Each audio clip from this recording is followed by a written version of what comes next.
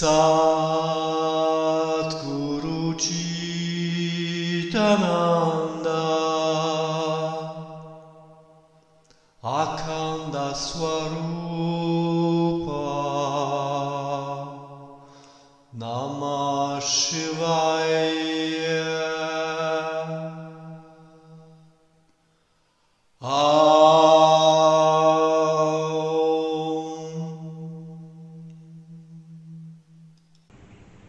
Namasté, bienvenue sur ma chaîne YouTube Trika Vivant.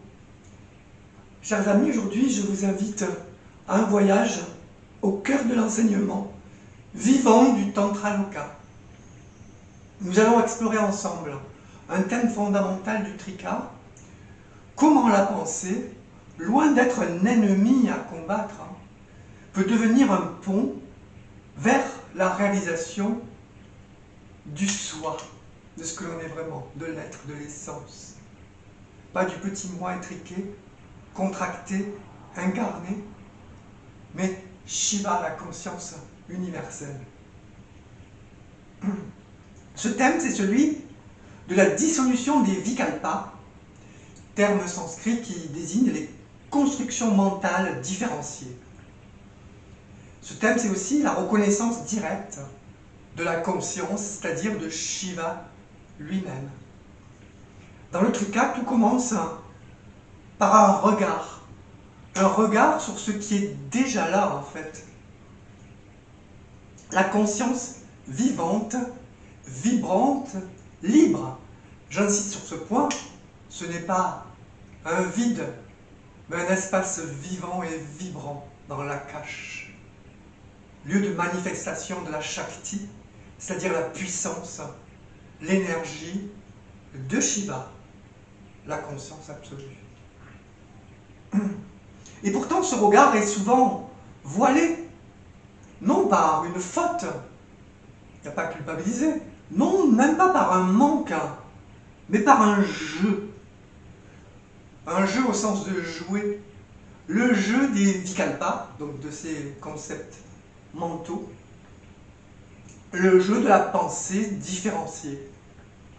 Alors, Abhinavagupta, qui est l'auteur du livre, du recueil Tantra Loka, nous enseigne dans son chapitre 4 que la pensée n'est pas un obstacle à éliminer à tout prix, un ennemi numéro 1 à éradiquer, détruire, non pas du tout. Elle est l'expression même de la liberté apparente de l'être contracté, incarné, limité dans ses pouvoirs. On appelle ça l'anu, c'est comme un atome, une unité, un individu si vous voulez. La pensée est conscience, mais une conscience qui s'est déjà prise au jeu des formes, des noms, des distinctions. Une conscience qui a oublié, pour un instant, qu'elle est unique et sans second pourtant. Pourtant, cette pensée, ce vikalpa, peut être le chemin, car le Trika ne nous invite pas à rejeter le mental, mais à l'affiner, lui donner de la clarté, le purifier, comme on dit, et l'élever, jusqu'à ce qu'il se dissolve de lui-même dans la lumière unique de la conscience. Se dissolve, ça veut dire disparaître, mais devenir un outil comme une main, utile quand on a besoin, qui ne prend pas le devant de la scène, et surtout avec une clarté pour qui diffuse la lumière, qui ne fasse pas obstacle à la lumière, comme un miroir pur, nettoyé, ou un diamant translucide, transparent. Alors, pourquoi ce satsang aujourd'hui? Parce que trop souvent, justement, nous croyons que le mental est l'ennemi. Trop souvent, nous luttons, en fait, contre nos pensées, au lieu de les transformer, de les utiliser comme un marchepied vers la reconnaissance. Parce que la voie Shakta nous enseigne un art, en fait. L'art de la transmutation des vikalpas, donc des concepts mentaux, en lumière, en pure présence, que l'on dit prakasha en sanskrit, pour lumière. Alors je vous propose de suivre ensemble ce chemin. D'abord comprendre ce qu'est un vikalpa, comment il fonctionne, puis voir comment il peut être purifié selon la progression vivante enseignée par ce recueil Tantraloka.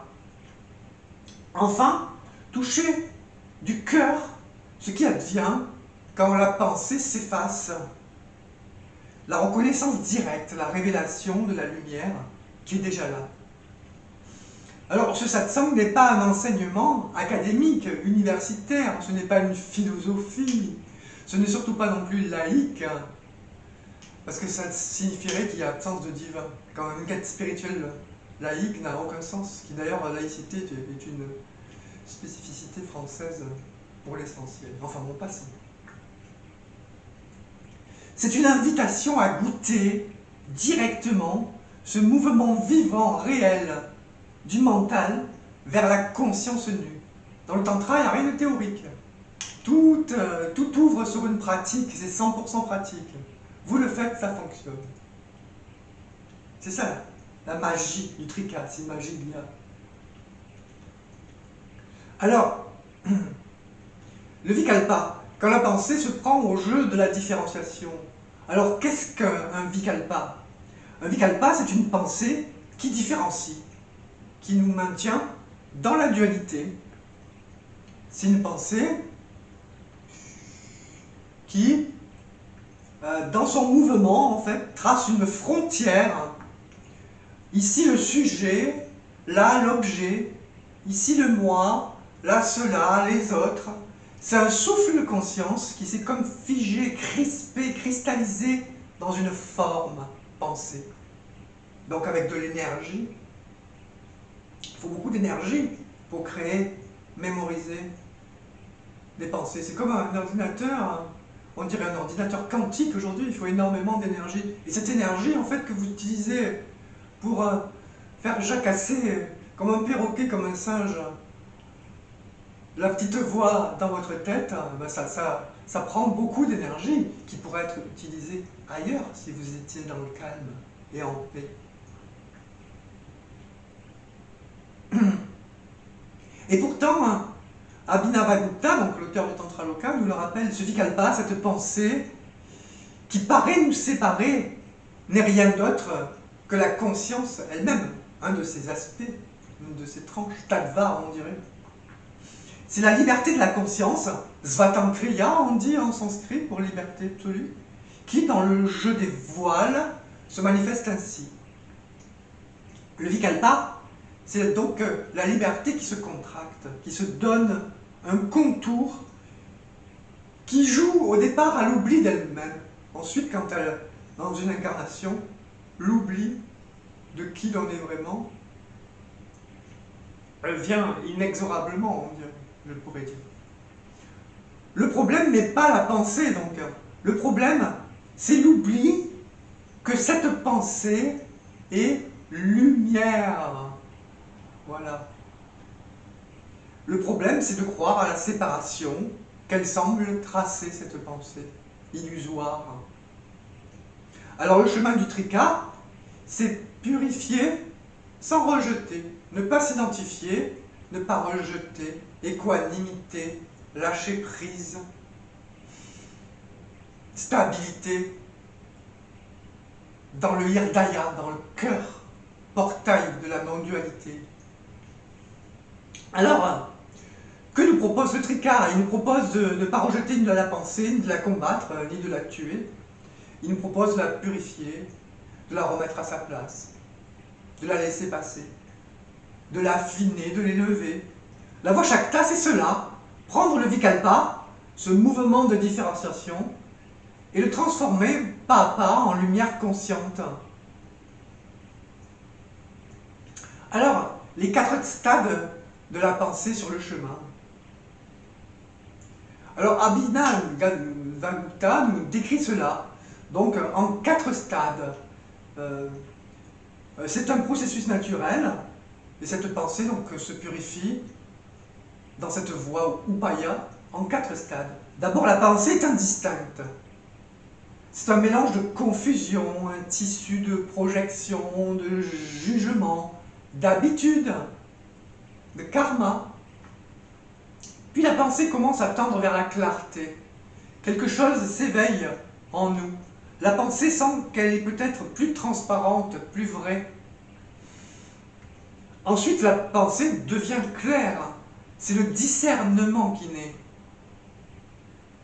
Le discernement, c'est la capacité à voir les choses, ce qui est, tel qu'il est, sans rajouter de filtre, de voile.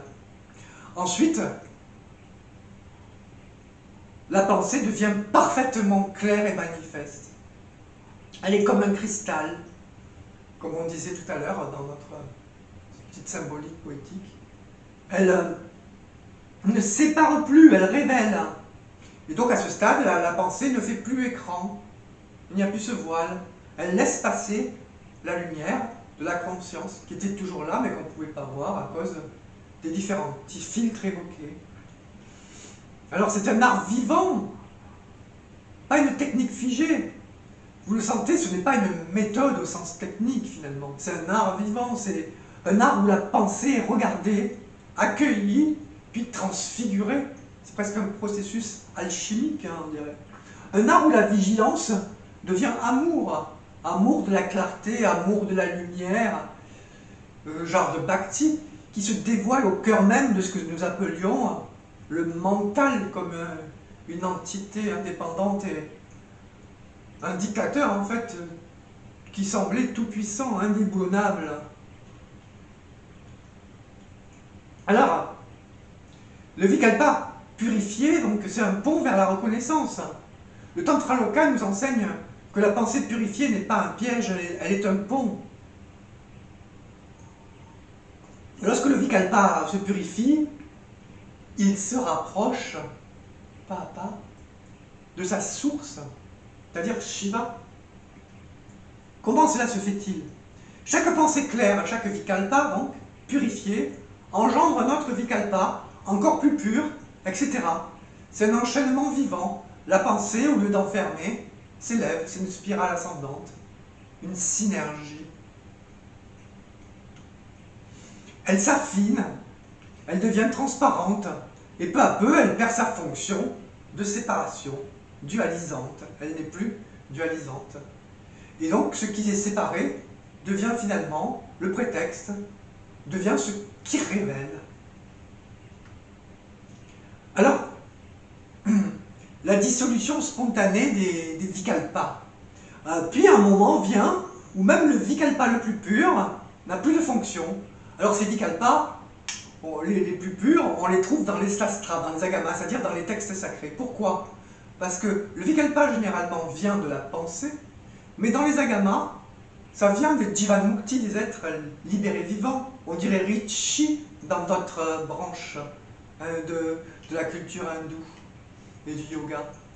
Mais en fait, ce qui est écrit, vak, parole, noir sur blanc, dans les textes agama, par ces jivanmukti, ces êtres éveillés, c'est retraduit en paroles de langage populaire, mais ce ne sont pas des concepts mentaux. C'est en fait, c'est comme une révélation depuis leur état. Donc c'est une sorte de grâce. Ce sont des vikalpas purs qui vont aider. C'est pour ça que lire des versets, lire des textes sacrés, non pas comme en religion, hein, ça n'a rien à voir, ça aide à purifier le mental, à purifier les vikalpas. Donc dans cette démarche, petit à petit, d'avoir des vikalpas de plus en plus purs. Donc en s'imprégnant de vikalpas de jivanmukti dans les textes sacrés, ça aide ce processus à l'amener à maturation et à la réalisation. C'est pour ça, c'est pas pour faire joli, que dans les satsangs, on étudie des textes sacrés, des versets, etc. On les lit, on les traduit, on les commente, on les travaille, on les rend vivants et pratiques.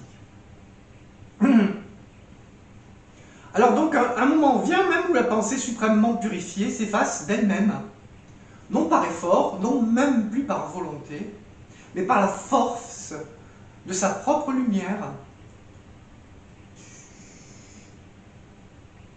Alors ce qui était support devient sans support. Ce qui était chemin disparaît dans le but lui-même. La conscience se reconnaît. Shiva reconnaît Shiva. Donc la lune, Shakti. Shiva, le soleil. C'est lui le projecteur, la lumière. Donc le miroir purifié. Shakti pur, pleine lune, éclipse totale de lune, on dirait. Ça match. Donc Shiva se reconnaît parfaitement dans le miroir. Donc Shiva ne peut reconnaître que Shiva, que ce qui est de sa nature. Donc c'est ainsi que cela est rendu possible au niveau de la transcendance comme de l'immanence. Lorsque les deux matchent, c'est ça le vrai sens de yoga, union du macrocosme et du microcosme d'une part, et du soleil lune, donc de Shakti unifié et de Shiva révélé de nouveau, entier. Alors ce qui était support devient sans support, ce qui était chemin disparaît dans le but. La conscience se reconnaît, elle se reconnaît comme elle a toujours été, une, indivisible, libre. Ce que le Tantra nomme Pratabhijna, ce qui signifie textuellement reconnaissance. Et qui est une des 4 écoles du Trika, c'est-à-dire du véritable shivaïsme du Cachemire authentique, tel qu'il est délivré par Abhinavagupta dans le Tatraloka. Pas tel que vous l'entendez parfois dans des réseaux sociaux, comme une poésie, comme une philosophie, comme autre chose, comme des techniques, encore moins comme de la sexualité soi-disant sacrée, ni des massages, bien entendu, évidemment. Le fruit, donc, c'est la révélation du soi. Et là, il n'y a plus de vikalpa, il n'y a plus de sujet, il n'y a même plus d'objet. Donc, il n'y a que la lumière de la conscience, par elle-même, en elle-même. Lumière sans support, sans second. La libération n'est pas créée, donc elle n'est pas fabriquée. Elle n'est pas donnée, elle est dévoilée. Ce qui était voilé par la fonction de différenciation du mental se révèle dans l'effacement naturel des vikalpas, dans le processus, par le processus tel qui vient d'être décrit.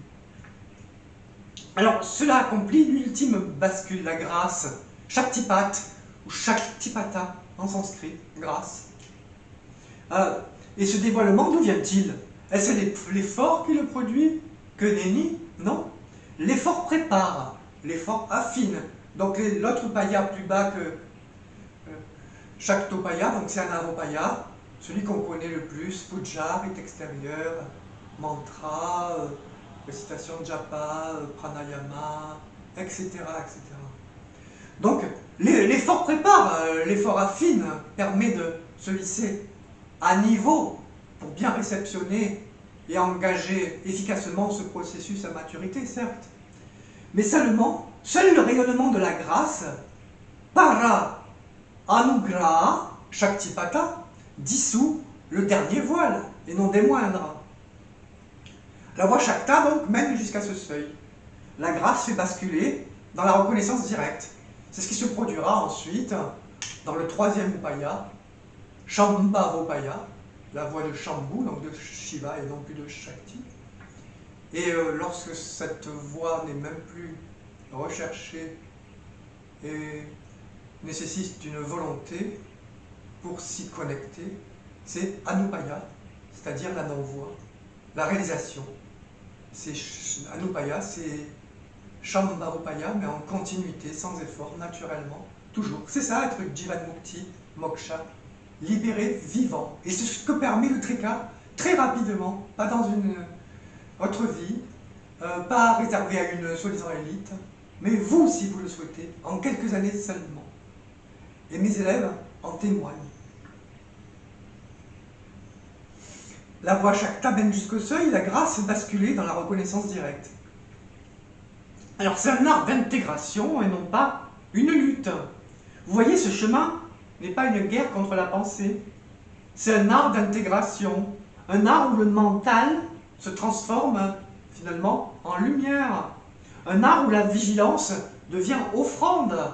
La seule offrande valable, c'est l'offrande de ce petit moi étriqué à Shiva Shakti. Et en échange, la grâce descend et la révélation. Quel bon deal! Voilà. Un art où la vigilance devient une offrande, un art où l'effort devient silence vivant et vivant. Et ce silence est plein de la lumière vivante de la conscience, unique, omnisciente, éternelle, qui a été voilée, pure, qui s'illumine elle-même. C'est une auto-illumination. Elle n'est pas illuminée, elle est sans support. Rien ne peut l'atteindre, mais elle atteint tout. Elle éclaire tout, sans se salir, comme le soleil éclaire même des immondices, tout en restant le soleil. Alors, ainsi, dissoudre les vikalpas, réaliser le soi. Alors je vous invite maintenant à laisser résonner cela en vous. Regardez vos pensées, non pour les juger, non pour les repousser, les haïr ou autres, les combattre, mais pour vous y reconnaître. C'est un prétexte pour y reconnaître la lumière qui les traverse toujours en sous-jacent. Chaque pensée, même confuse, même agitée, porte à l'air en elle un fragment de la conscience qui l'a engendré. C'est aussi ce qu'enseigne notre texte important du Trika, qui s'appelle le Vijnana Bhairava Tantra. Alors chaque pensée peut ainsi devenir ce pont vers plus de clarté, ce pont vers la clarté totale, pour laisser passer la lumière, ce pont donc vers la reconnaissance. Il ne s'agit pas de forcer, il ne s'agit pas d'un combat, il ne s'agit pas de vous battre, il s'agit de voir avec l'œil de Shiva. Voir ce qui dans la pensée est lumière, et laisser cette lumière tout doucement dissoudre ce qui séparait.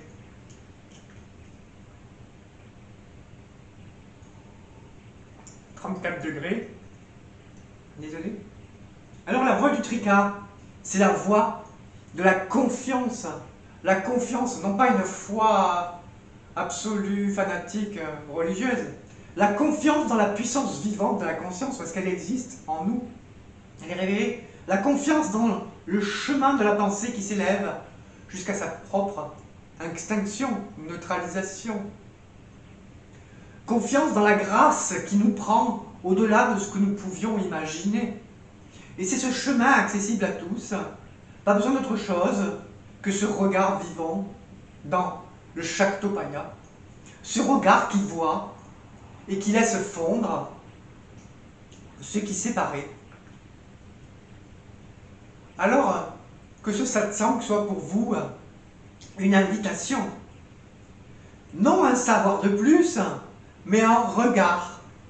Un regard qui accueille la pensée, un regard qui l'affine, un regard qui la laisse peu à peu s'effacer, baisser de volume, se transformer par un processus alchimique dans la lumière unique de la conscience, qui est la grande lessiveuse. Ce n'est pas demain, ce n'est pas ailleurs, c'est ici, c'est maintenant. Il suffit de voir. Namasté. Merci de votre présence. Bonne journée.